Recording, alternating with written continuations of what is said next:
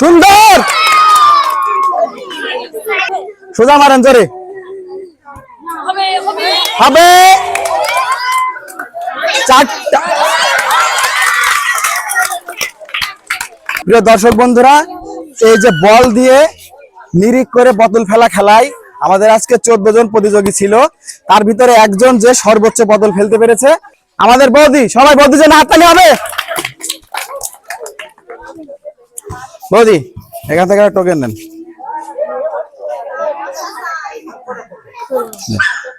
Packet বল সাবান, হাততালি দেন।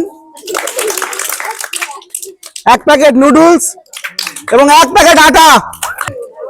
আবার 1 প্যাকেট আটা, 1 প্যাকেট নুডলস এবং 1 প্যাকেট বল সাবান। সবাই হাততালি হবে বৌদির জন্য।